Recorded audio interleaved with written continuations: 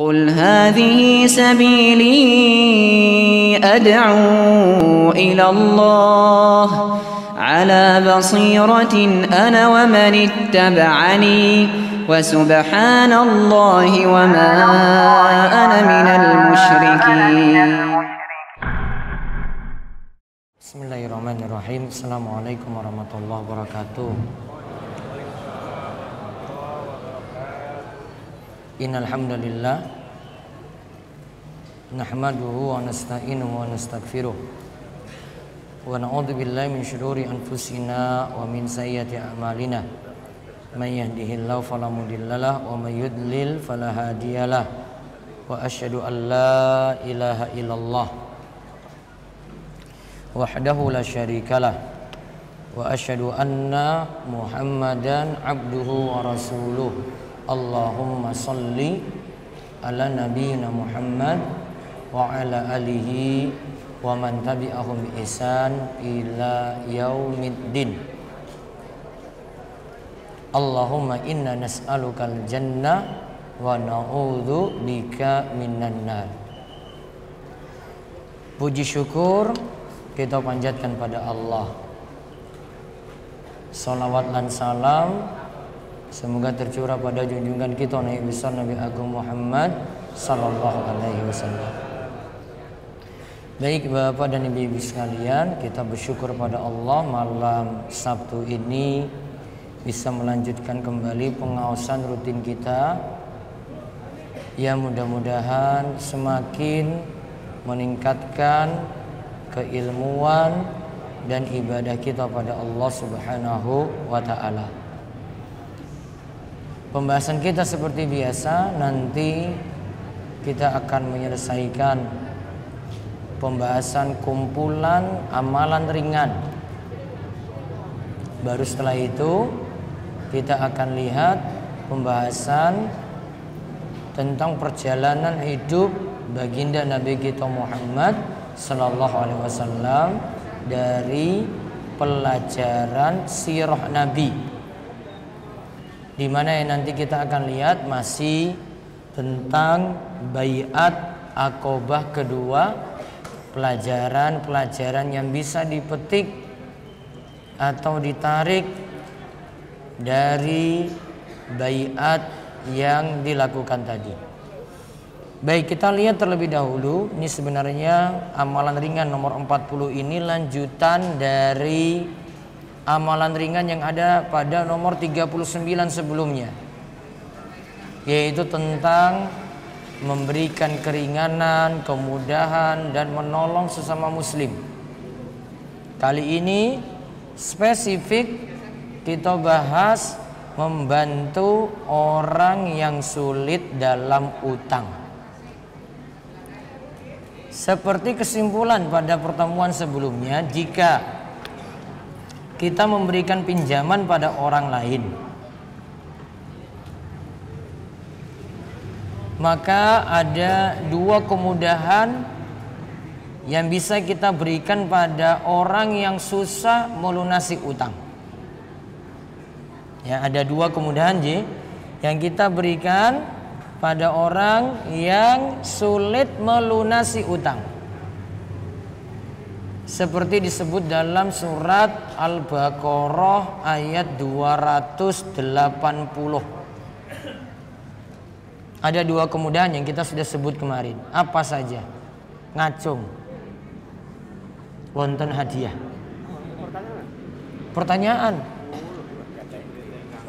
Ora percaya tenan kuwi lho, Pak. Ditok kayak kuwi lho. Coba ditumpuk sini aja. Kasih keluar aja 3 atau 4 gitu. Dikira tak goro ya gini. Dibuka yang lalu, ayo. Keluarin dulu hadiahnya ya. Ya, Bapak dulu. Ini semua ikhwan nih kayaknya. Keluarin lagi 3. Bapak meneh. Wah, bapak kabeh piye ora entuk ya iki. Wes, apa? Berikan tenggang waktu. Yang kedua, dibebaskan maksudnya apa? Dianggap lunas.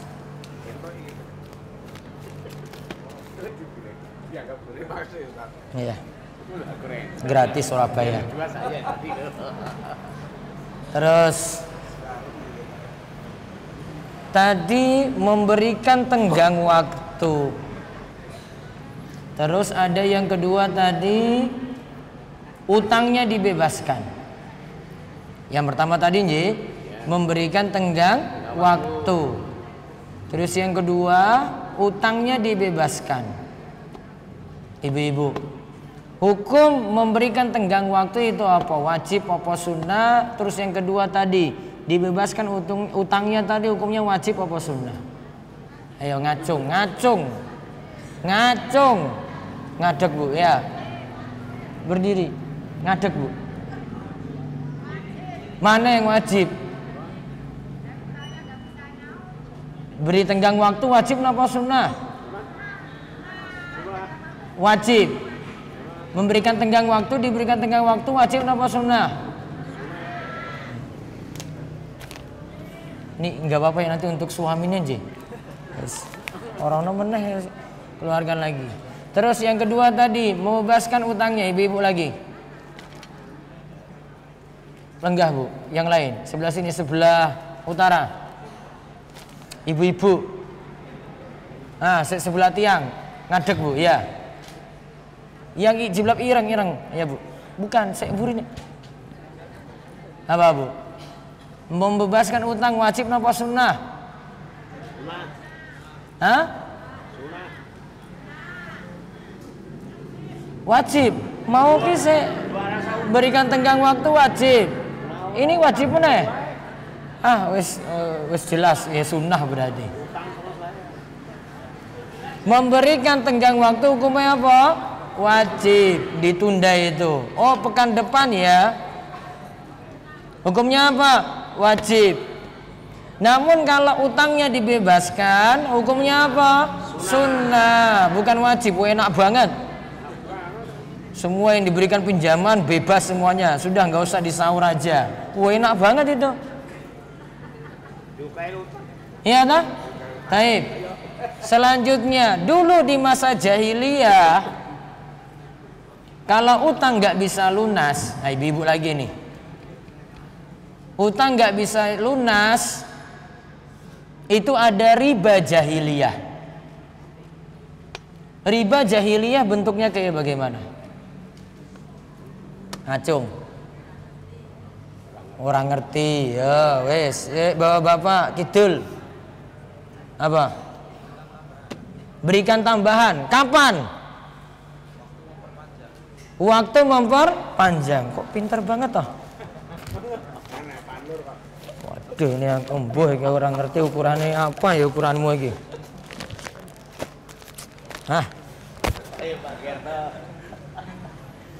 Kalau berikan tenggang waktu ada tambahan alias denda.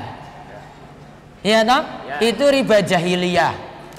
Namun kalau bayarnya tepat waktu, tidak ada denda tadi, tidak ada riba.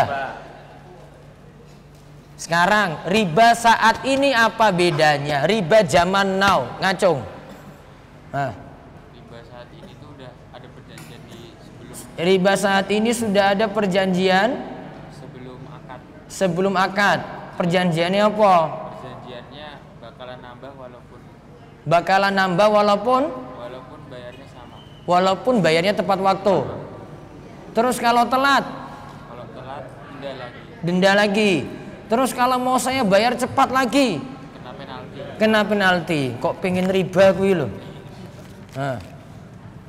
Jadi pingin dari awal sudah ada perjanjian, ada tambahan. Iya toh? Utang 2 juta sudah ditetapkan perjanjian, ada tambahan.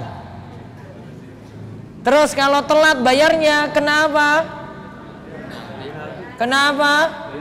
Tambahan kan? Terus kalau pingin bayarnya lebih cepat, kena penalti. Berarti lebih parah mana? Riba jahiliyah apa riba zaman sekarang? Riba zaman sekarang. Kenapa? Hemat-hemat. Terus utang orang zaman dulu dengan utang orang zaman sekarang lebih banyak siapa? Wah, zaman sekarang. Wong Gunung Kidul dengan para sahabat Nabi utangnya lebih banyak siapa? Gunung Kidul. Gunung Kidul. Wes. Oh, nggak dikasih ya, tak nih. Oke ya. Jaluk malahan. Jawab terus ya Bapak. Nah, sekarang kita bahas pahalanya apa kalau kita berikan kemudahan untuk orang yang berutang. Nanti kita lihat dalam 3 hadis. Orang tak tanya, ini harus dibahas. Urung takon kok. Ini mau dibahas ini loh. Ya. Nanti kesimpulannya baru jadi nanti simpulkan kok. Nanti ada. Jadi sekarang yang kita bahas pahalanya apa kalau ini ada orang yang susah. Kita hadapi orang yang susah, kita beri pinjaman pada dia, terus kita berikan tenggang waktu, terus kita berikan dia kebebasan, biar utangnya sudahlah saya anggap itu selesai. Pahalanya apa? Nah, 3 hadis ini nanti akan kita temukan pembahasannya. Nah, sekarang dibaca 3 hadis tadi.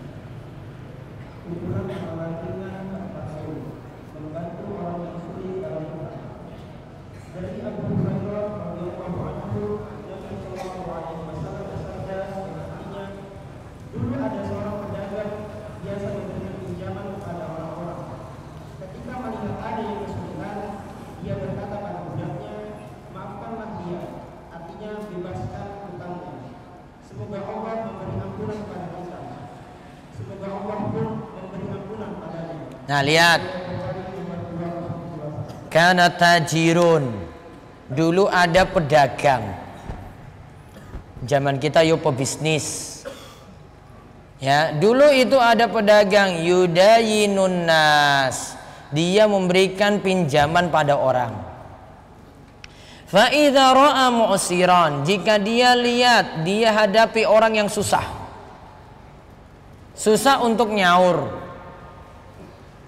Qala li fityani tajawazu anhu. Dia katakan pada budaknya, sudahlah orang yang tadi yang susah, bebaskan saja utangnya. Kita nganggap selesai utangnya. Maka disebutkan keutamaannya, la'allallaha ayyatajawaza anna fatajawazallahu anhu. Semoga Allah memberi ampunan pada kita, semoga Allah pun memberi ampunan padanya. Berarti keutamaan dari hadis ini apa? Orang yang bantu dalam masalah utang, dengan dia bebaskan utangnya, keutamaannya adalah dosa-dosanya diampuni. Ya, dosa-dosanya diampuni. Orang yang beri pinjaman ini karena dia bebaskan utang orang, maka dosa-dosanya diampuni, dimaafkan. Pak, Bu, kalau dikatakan dimaafkan itu dosanya selesai, terus ditutup, dan mudah-mudahan gak kena dampak jelek dari dosa tadi. Kalau dikatakan itu dosanya dimaafkan, ya, dosanya dimaafkan itu 3 hal, Pak, Bu. Kalau dosa kita itu dimaafkan, maka dampaknya itu ada 3. Pengaruhnya ada 3. Kayaknya suara itu air ini.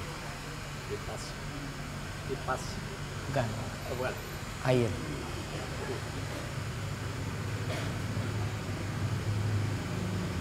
Saya ulang. Kalau apa tadi? Kalau dosa kita diampun. Nah, kalau dosa kita itu dimaafkan, maka yang pertama dosanya terhapus. Jadi dosanya itu apa? Terhapus. Kemudian yang kedua, ditutupi dosa tadi. Terus yang ketiga, tidak terkena dampak jelek dari dosa. Dampak jelek dari dosa itu apa? Kena musibah. Karena ada yang berbuat dosa, dia lanjut terus ini, maksiatnya lanjut terus, dosa besarnya lanjut terus. Dampaknya apa? Allah kasih ujian, kasih cobaan, kasih musibah, kasih penyakit. Mungkin gangguan juga dalam rumah tangga, konflik terus suami istri. Mungkin anaknya juga kena masalah gitu. Macam-macam masalah. Itu dampak dari apa? Dosa. Ma asaba min musibatin fabima kasabat aydikum wa ya'fu an katsir. Allah itu katakan, tidaklah musibah itu menimpa kalian. Ingat ya, musibah apapun ya di sini ya. Musibah apapun, karena dalam istilah bahasa Arab, ma asaba min musibatin, ini semua menjelaskan kalimat umum. Tidaklah musibah menimpa kalian, musibah apapun, melainkan itu lantaran dosa-dosa yang kalian perbuat. Berarti lantaran dosa maksiat itu punya dampak. Dampak terkena apa? Musibah. Maka kalau tadi dikatakan la alallahi ayatajawaza anna fatajawazallahu anhu, mudah-mudahan Allah mengaafkan kesalahan-kesalahan kita, dan juga mudah-mudahan Allah itu memaafkan kesalahan-kesalahan dia yang punya utang. Jadi keutamaan pertama ya, dosa-dosanya dimaafkan. Nah terus baca hadis kedua. Rib'i bin Hirashi berkata bahwa ia pernah duduk dengan Huzaifah ibnul Yaman dan Abu Mas'ud al-Ansari. Lantas salah satunya berkata pada yang lainnya tentang hadis, ada seseorang didatangkan pada hari kiamat.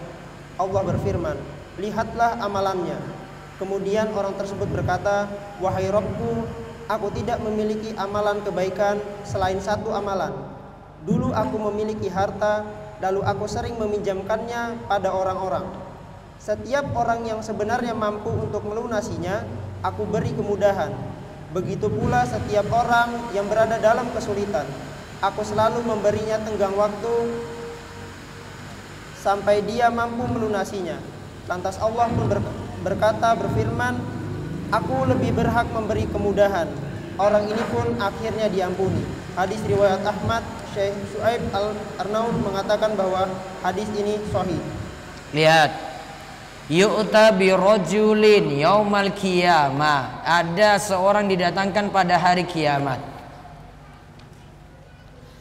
Hari kiamat ini disebut qiyamah. Qiyamah itu dari kata qiyam. Qiyam itu artinya berdiri. Karena orang-orang ketika itu berdiri menunggu keputusan, berdiri untuk menjadi saksi untuk amalannya sendiri. Maka nama kiamat itu menunjukkan keadaan pada hari kiamat. Ada nama kiamat lagi, Al-Qari'ah. Ya kan?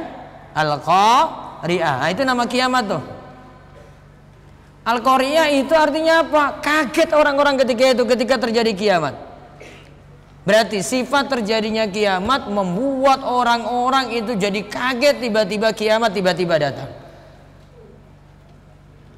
Fayaqulullah, Allah katakan ketika itu, unzuru fi amalihi, lihatlah pada amalnya. Amalnya siapa? Amalan orang ini. Fayaqulu rabbi, Rabbku itu katakan, ma kuntu a'malu khairan ghaira annahu kana li malun. Aku tidak memiliki amalan kebaikan sedikit pun kecuali ketika itu aku punya harta. Dia katakan dia punya harta ya. Wa kuntu ukhalitun nas, dan aku bergaul dengan manusia. Faman kana musiran, saya punya harta ini saya pinjamkan. Dia katakan saya pinjamkan pada orang lain. Jika itu orang yang muda, yassartu alaihi, saya beri kemudahan padanya.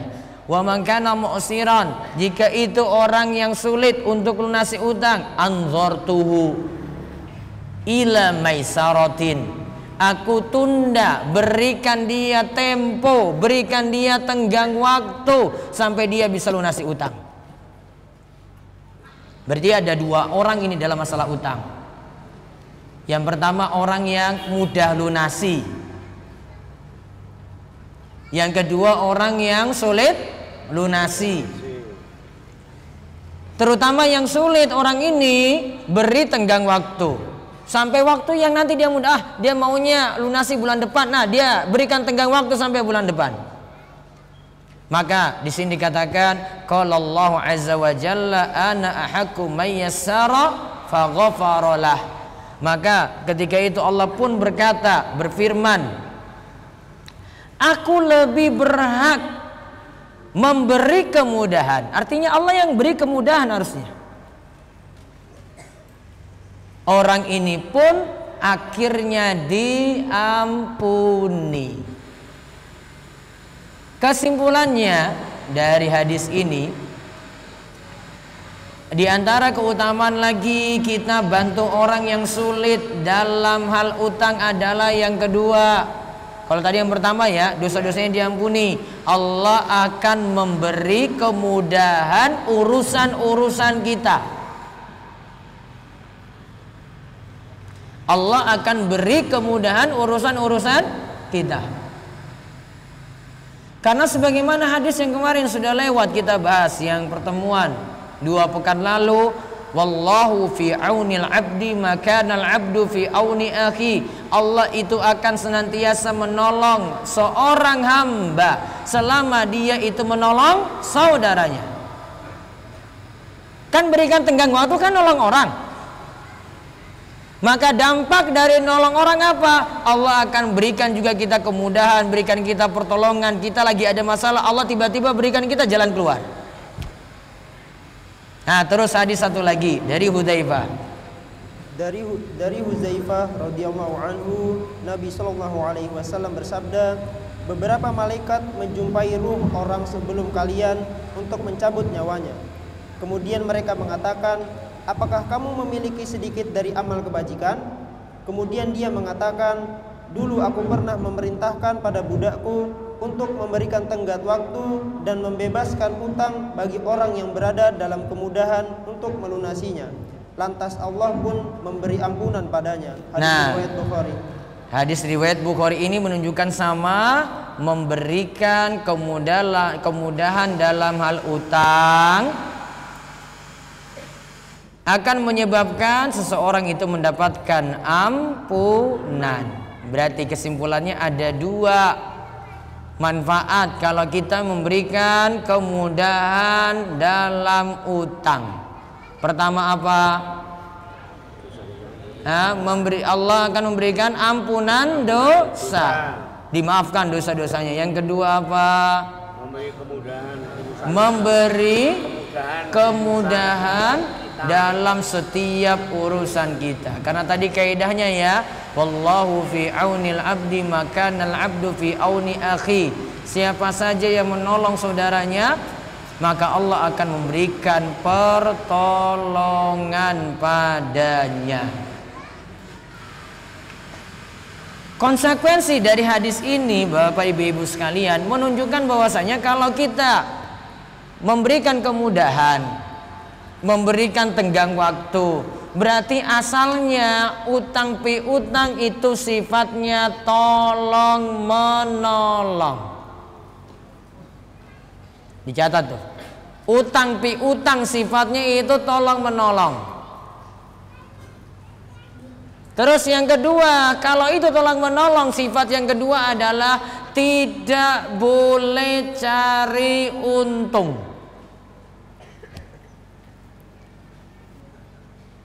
Ya, tidak boleh cari apa? Untung. Karena kan nolong orang. Nolong orang kok belakangan kok minta bayar gitu, nggak boleh. Atau sejak awal saya mau nolong kamu namun kamu bayar saya. Oh, itu bukan nolong, itu minta bayar. Sifat dari utang piutang apa? Tolong menolong. Itu akad sosial itu. Bantu orang. Konsekuensinya apa? Tidak boleh cari untung. Ustadz, ini berlaku pada kelompok atau berlaku individu? Semuanya. Yang memberikan pinjaman itu perorangan, nggak boleh dia cari untung. Yang memberikan pinjaman itu kelompok. Kelompok apa? Kelompok RT. Apa meneh? Jasa Wisma. Apa meneh? Koperasi apa meneh? Hah? Karang Taruna juga ada. Wes Karang Taruna. Apa meneh? Anak-anak ada nggak anak-anak? TPA ada? Nah, Yusuf tahu. Wes dididik pokoknya. Ini berlaku individu atau berlaku kelompok? Pokoknya tidak boleh di dalamnya ada keuntungan. Keuntungan itu bisa bentuknya uangnya bertambah. Ya, keuntungan bentuknya bisa uangnya bertambah, atau keuntungan itu adalah memperoleh manfaat. Contoh, keuntungannya itu dari uangnya bertambah. Pinjam 1 juta kembali 1.100.000. Bertambah enggak? Bertambah atau tidak? Bertambahnya berapa? 100.000 masalah. Atau pinjamkan uang 20 juta terus motor digadai. Dia pinjam pada tetangga, tetangganya pakai motor tadi, yang minjamkan uang dia pakai motor itu terus sampai utangnya nanti lunas. Pak, nggak apa-apa, besok kembali, ini saya pinjamkan 20 juta nanti kembali 20 juta saja nggak masalah, namun motornya saya pakai. Punya untung nggak? Untungnya di mana? Pakai motornya gratis. Manfaat atau tidak? Manfaat. Sama seperti orang itu gadai tanah, sawah. Ya, sawahnya dimanfaatkan oleh orang yang minjamkan uang tadi. Oh, selama 5 tahun, Pak, saya janji 5 tahun nanti balik itu uangnya ya. 5 tahun dipakai terus. Hasil panennya yang minjamkan uang ini dia ambil, ya, berikut panen lagi, ambil lagi, berikut panen lagi, ambil lagi. Besok balikan juga sama. Pinjam 100 juta, kembalikan 100 juta juga. Ada manfaat enggak? Ada keuntungan enggak? Apa keuntungannya? Tadi pakai sawahnya gratis, terus dia dapat keuntungan dari hasil sawah. Itu bukan akad tolong menolong lagi, sudah akad cari untung. Sudah paham, Bapak-bapak? Kaidahnya apa dalam masalah utang piutang yang riba? Ngacung. Bukan, kaidahnya utang piutang jadi riba apa? Ya. Mencari untung. Apa kaidah lengkapnya? Apa? Bukan, kalimat lengkapnya saya pernah ajarkan ulang-ulang, tak ajarkan terus. Monggo Bu. Apa? Bukan, Mbah. Akadnya apa? Lengkap, kalimatnya lengkap. Buat satu sentence, satu kalimat. Ada?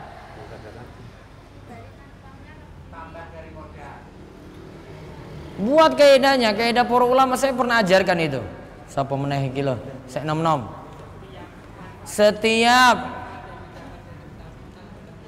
Setiap manfaat dalam utang piutang maka itu adalah riba.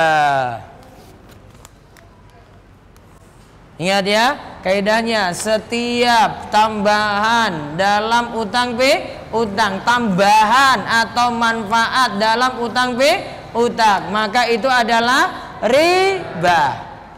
Tadi contohnya tadi satu kelompok. Di situ ada selain arisan, situ ada simpan pinjam. Terus golek untung nggak itu? Biasanya ada untung nggak simpan pinjamnya? Jujur wae Pak. Ya, ada. Terus setiap akhir tahun apa ya? Iya toh? Ada bagi hasil. Sejatinya itu adalah pembagian riba di Jumroto. 30 orang yang ikut berarti 30 orang dibagi riba rata. Semuanya makan harta haram. Tobat pokoknya. Jadi kan ada di situ berarti turut ikut serta juga itu. Harus ingkari itu. Belum tahu. Orang paham. Oh, saya malam Sabtu. Sekarang ini sudah paham. Malam 1 21 Muharram 1441 Hijriah wis diulang Ustadz Abduh, aku wis paham, tobat. Amin. Nasihati rombongannya. Tuh cuma dari rombongan aja itu belajar kayak gitu itu, coba lihat. Iya kan? Wah Ustadz gimana kalau tambahannya? Seikhlasnya. Seikhlasnya nggak usah ngomong-ngomong di awal. Nggak usah beritahu di awal. Kalau seikhlasnya itu gini, ini dia pinjamkan ya, Pak, nanti jenengan saya pinjamkan 1 juta, besok kembalikan 1 juta saja. Tenang, dikembalikan 1 juta. Namun yang pinjam tadi merasa terima kasih. Boleh. Terus dia bawa walang saking selang, nah terus datang bawa itu. Cilaka. Terus lunasi. Pak, ini tak sahur 1 juta. Terus ini ada oleh-oleh. Walangnya itu enak banget. Oh, matur nuwun, Pak. Nah, boleh nggak walangnya dinikmati? Boleh. Boleh, karena tidak disyaratkan di awal. Kan saya nggak minta dari ini kan? Ya. Yang minjamkan kan nggak minta. Ya. Namun yang ini merasa terima kasih, Masya Allah sudah dibantu. Terus ketika kembalikan utangnya tadi dia lunasi, terus bawa apa tadi? Walang. Walangnya boleh nggak dinikmati? Boleh. Halal apa mboten? Halal. Karena tidak disyaratkan di awal. Yang masalah kalau dia ngomong dari awal, pokoknya tak pinjamin 1 juta nje, namun besok bawa walang 1 kilo pokoknya, kurang nggak boleh. Nah, berarti kan yang konten syarat. Itu dari awal. Atau itu sudah jadi hal yang dimaklumi dalam rombongan ini, ya semuanya sudah tahu lah, mbok sadar diri sendiri gitulah. Kalau pinjam ya pasti ada tambahan. Oh berarti sudah jadi regulasi, sudah jadi aturan, semuanya sudah sepakat tanpa tertulis. Nah itu dari awal itu sama.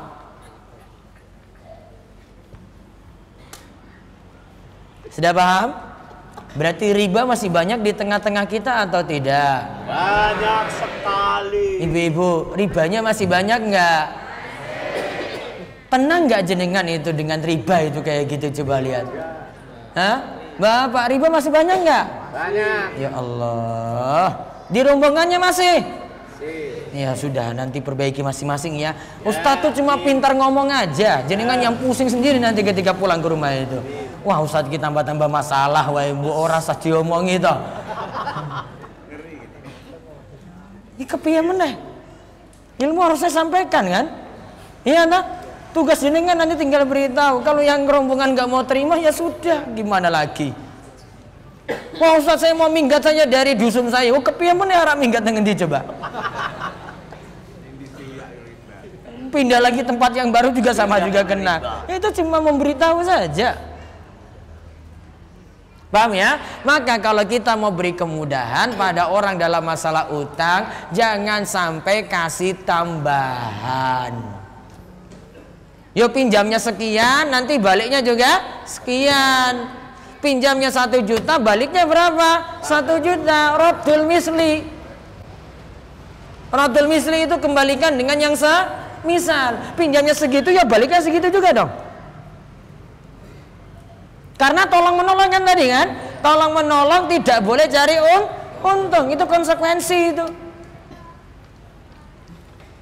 Beda kalau tadi dikasih tambahan karena sukarela dia pas di akhir, bukan syarat di awal, nah itu baru boleh.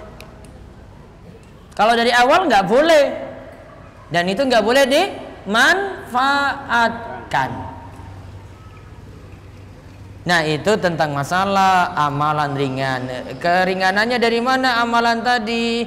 Kita cuma bantu orang untuk ringankan utangnya, berikan tenggang waktu, atau kita bebaskan utang tadi, itu sudah punya pahala besar. Allah itu akan ampuni dosa-dosa orang yang meminjamkan uang tadi. Dan mudah-mudahan yang punya pinjaman pada orang, meminjamkan uang orang, mudah-mudahan bisa banyak-banyak sabar. Berat nggak kalau utangnya belum disaur? Jenengan yang minjamkan loh. Ya, berat atau tidak? Berat apanya? Uangnya nggak kembali-kembali. Uangnya nggak balik-balik. Nagihnya juga sulit kan? Ya. Ada yang ditagih kabur, ada nggak? Ada. Ada yang ketika ditagih sembunyi-sembunyi nggak? Wadah. Ada yang ditagih itu malah bilang anaknya, kalau ada Pak itu datang, bilang Bapak nggak di rumah. Ada nggak? Wadah. Ada yang ketika ditagih lewat HP-nya dia matikan, ganti nomor. Orang iso dibel meneh. Coba dicari-cari, wah ini Pak ini di mana ya? Wah nomornya wes ganti. Kabur. Nggak bisa dihubungi. Terus yang punya uang tadi gimana? Sakitnya tuh di sini. Makanya perintahnya untuk banyak-banyak sabar. Resikonya bantu orang. Kalau nggak mau resiko kayak gitu ya sudah, nggak usah pinjamkan. Jangan cukup kalau ada yang minta bantuan, Pak, saya cuma bisa bantu sekian nih. Nggak usah kasih utuh tadi untuk dipinjamkan daripada sakit di belakang. Apalagi kalau tahu jenengan itu rajin ngaji. Wah ini biasanya ngaji karo Pak Ustadz Abdul ini orangnya baik-baik ini. Orang tak sahur, orang popo paling ya. Yuk kabur ya. Padahal duduk bareng jenengan itu bisa jadi itu satu masjid itu duduk bagian jenengan. Nah ini kayak ini wongnya apik. Orang tak sahur orang masalah. Wong dia aja nggak pernah minta-minta kok. Padahal jalan bareng terus itu. Iya nak? Iya. Malah dia harapkan mudah-mudahan Pak panjenengan dosanya diampuni. Padahal yang salah dia nggak mau lunasi utang. Pinter. Wallahu a'lam. Nah itu tentang pembahasan masalah utang piutang. Mudah-mudahan yang lagi berat menghadapi utang, Allah segera bukakan jalan keluar. Amin. Wallahu a'lam bishawab. Itu yang bisa kita bahas untuk kesempatan malam ini. Kami ingatkan nanti malam Kamis ada kajian akbar di DS dengan pengisi Ustadz Subhan Bawazin. Ya, nanti bisa hadir seperti biasa ba'da ngisa sampai jam 9 malam. Kemudian malam Sabtu depan tetap ada seperti biasa. Dan kajian Ahad tadi ada beberapa tempat, silahkan untuk dihadiri. Demikian kita cukupkan, mudah-mudahan Allah paringi panjang umur, keberkahan rezeki, Allah juga jauhkan kita dari utang-utang yang berat, diberikan terus sehat, dijauhkan dari penyakit-penyakit yang memberatkan, dan Allah terus memberikan kita istiqomah dan husnul khotimah. Kita tutup kalian doa kafaratul majlis, monggo. Subhanakallahumma bihamdika asyhadu an la ilaha illa anta astaghfiruka wa atubu ilaik. Assalamualaikum warahmatullahi wabarakatuh. Waalaikumsalam.